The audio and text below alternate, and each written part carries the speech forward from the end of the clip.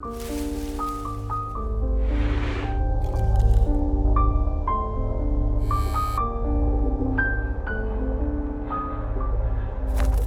guys, it's Maris. Welcome back to my channel where I review horror books with a supernatural focus. In today's video, I'm going to review some books that I had read in February and in March. So sort of a wrap up, I guess, a little bit. There are some books in here that I did talk a little bit extensively about in my reading vlogs, just kind of like the beginnings of the books and stuff. If you want to check those out, you can check my reading vlogs playlist and you can look at those. But this is going to be just kind of a quick review on all of these really great books that I read. Before we jump into that, please like and comment down below. Tell me what your thoughts are on these books, and also subscribe if you haven't subscribed already.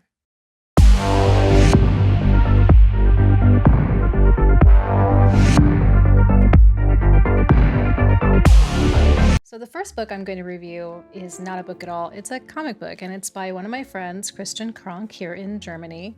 It's illustrated by Kronk, and it's the story is by Christian Andres. And this is a really dark comic book that features a young woman who is a witch in the real meaning of the word. And she stumbles across this crime scene on her way home from a metal show because she thinks there's a little bit more going on here than meets the eye. I really liked the artwork. It's very dark, it's gritty. I like the color palette to this. I'm not really well educated in comic books or anything, but I can just say that really love the artwork in this a lot. It would be nice to see that this story gets expanded and there's more volumes, because I would be curious to see what other situations this young woman ends up in. So if you don't read German but you do want to check this out, you can always use your camera on your phone using Google Translate, and it works really well. There is an English version that is in a digital format. It's not available at the moment though, but I will let you guys know when that comes available, if it does. My rating for this one is 4 out of 5 stars. The next book is The Ruins. I've talked a lot about this book in many different ways. I think the biggest lesson out of The Ruins is, like, if you ever go and travel anywhere out of your element, you know, out of your country, listen to what the locals are telling you, even if it's something that you really want to do and they're like, we don't think that's a good idea. You should probably just be like, you know what? Cool. What is a good idea? Let's go do that. So this book is about 4 friends who go to Cancun and they find themselves trapped in the jungle, and they're not able to leave because they've stumbled into this area where the villagers just have a rule. They can't leave. And so no matter what they do, it is a very bleak situation. There is not much they can do. The only thing that really seems to be a possibility is waiting it out or dying or you know, something not very appealing, not very fun for vacation. So I really liked it. I really thought this was brilliant, and just in the way that it's told, the characterizations are so good. They feel like real people because they're all flawed, you know, you'll recognize these characters if you've ever traveled with anybody, you know, just I don't know what it is. Somehow you go on a road trip with someone or you travel with somebody and you might see a side to them that, you know, you knew was there, but maybe now it's just like really blown up. It's expanded. It somehow just becomes, you know, much more apparent or something like that, you know? So just already those things when you travel can be so difficult. Just your companionship with each other. Like if you're not having a good time with the person you went with, it's like, it's the worst. But imagine you get trapped somewhere where it is beyond your worst nightmare. So this was really excellent, and if you are going on vacation at any time, you need to bring this one with you, because it's gonna make you be a little bit more safer, I think. But also it's one of those books that if you're waiting in a taxi or at the airport or for your friend or sitting by the pool and you just need something to do, this is going to be such a pleasure for you to take out every time. So I really recommend this. So this was 5 stars for me. I loved it. I loved everything about it. It is messed up. It is body horror. It is gruesome. It is terrible. It's good horror. That's all I gotta say. John Saul's Suffer the Children. The themes for this one is just messed up. This is a story about a family that might actually have this curse on them. And this curse goes back a couple generations, and it seems to be manifesting possibly in these like missing children that nobody can find. This was a great read for me. There's a lot of things in here that I want to kind of touch upon first, though. I definitely want to start this off that this does have a lot of trigger warnings. There are themes of sexual abuse and child abuse, and there is also a scene of animal cruelty. But if you can stomach those things, this is a really great read. And it has that like vintage feel to it. I'm not exactly sure like why it feels different than contemporary work now. There's a more formality maybe of the writing. And so it just feels a little bit different. And so sometimes I really enjoy that. One of the first things that stands out for me in this story is I didn't like any of the characters.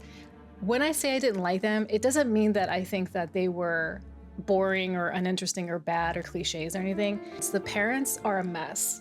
Like, they are the worst parents. They do not deal with their children. They are completely caught up in their own nonsense. They argue, they fight, they try to solve everything with like alcohol, you know, which is just so not going to solve anything. But also their kids are sort of unlikable too. So they have this older daughter who's picture perfect. You know, she is just like perfect, la-di-da, you know, little goody two-shoe. She does everything right. So of course I'm just like, I got my eye on you, okay? I got my eye on you. And then they have a younger daughter who is mute, and she has been through some traumatic experiences, and she doesn't talk, but she does scream a lot, and she can be aggressive and violent at times. But you know she's going through some stuff, like it's not her fault, but she can still kind of drive you crazy. She's just screaming all the time, and it's so hard. You can just feel that frustration. But this is really good as, you know, being the reader, because you're like, wow, I don't trust any of these characters. I don't know what they're capable of. And so that kind of makes it exciting and weird. It's also very brutal, it's gory, and it has a very, I think, unusual conclusion to it. It was not what I expected. I thought it was gonna have a really tidy, you know, neat ending. And I think for this, it adds a little bit of mystery. So this was great. This was a 4 out of 5 for me as well. Just such a fun read. Alice by Christina Henry. This was so good. I really, really like this. It's very, very light on the fantasy and heavy on the horror. And it's gory, it's dark. So the major themes for this are childhood trauma, revenge, revenge, revenge. Did I say revenge? Revenge. So this follows Alice as an adult who has just escaped the mental asylum with her friend Hatcher, and they're traveling together to try and seek revenge on some people who have done them harm or done harm to ones that they love. So this story is mainly about childhood trauma being put in a place where you just forget, because it's more convenient for everyone else if you forget. Trigger warning with this, it does talk a lot about child abuse, sexual assault, but this is a very big part of Alice's background and why she's on her journey. I felt a lot of moments of like, yeah, like just being like really into the revenge at times. Well written, the characters are familiar, yet they are their own. It doesn't have the normal cliches of Alice in Wonderland stuff. So I give this one 5 out of 5. Really enjoyed it. Binge read for me. Definitely something that I won't forget anytime soon. The Whistling. The Whistling is a ghost story. It takes place in this very lonely island where this nanny has come to start her new job there. And she's living in this mansion, but it's very decrepit. It's not exactly what she was expecting. And her ward is a little girl who is mute and doesn't talk. There's a lot of things that seem very wrong here and don't make a lot of sense. So this nanny is trying to figure it out. This has themes of isolation and loneliness and most especially grief by losing someone who is very, very close to you. I think grief is probably the main thread throughout this whole entire book. This was a weird read for me. I started it off thinking like, I don't know if I'm gonna like this. And it was just kind of mainly because I feel like it was a bit dry in the beginning. It really wasn't pulling me in too much. But as I kept reading, it got me. And I think the thing that I most appreciate about this story, the weaving of the tale and just like what the story is. You know, it's very story driven and it's great. Clever. It wasn't something that I'd heard before. And it really had these moments of being really creepy. Like it had these like creepy tableaus, like these creepy moments, you know, where I was like, ooh, like I got to chill. Like I felt that, you know. I do feel like the characters seemed a little like maybe like two-dimensional or something, but I think that makes sense with it being more story driven than character driven. Especially like the main character, I feel like she was very boring. Like she just kind of didn't have a personality, like at all. And the writing is kind of weird. It's like, I feel like sometimes it was so good, especially when I'm getting into these like descriptions of like, you know, maybe describing a creepy addict or something. Like it just really was really good at that. But I feel like the writing was also trying to emulate something that was written in, you know, like the 1900s or something. And sometimes that would take me out of the story because it would be distracting for me. And I just wish that it felt a bit more authentic, because I just, you know, I just wasn't buying it all the time is what I'm saying. But other than that, it was really cool. This was recommended to me by one of the commenters, and thank you for that. I really did enjoy it, actually, and I'm definitely going to keep Rebecca Netley like on my radar now. So I'm giving this one 3.5 out of 5. The last thing that I just finished up was Hidden Pictures. I think the theme for this one, feeling like you don't fit in, that you can't be a part of something because you're different, and most importantly, trusting yourself, trusting your instincts. It's a little bit more a mystery than it is anything else. It has like these twists and turns and just kind of like some sneaky things that they put in there, but it still has significant supernatural elements. Also, there are these pictures that are in the book that made a whole nother level for me. It really made this, it had this immersion to it. It just felt so much more like, I don't know, like I just really connected more somehow, like seeing the pictures. And it was just really significant. And I think it's because it has these pictures, it has a little bit of that like crime feeling to it, you know, because you're looking for clues, you're looking to kind of understand.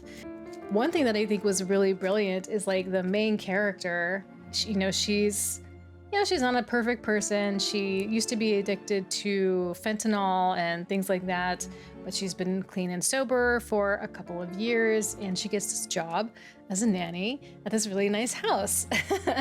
And when she's taking care of this boy who seems to be very protected and coddled, you know, by his parents.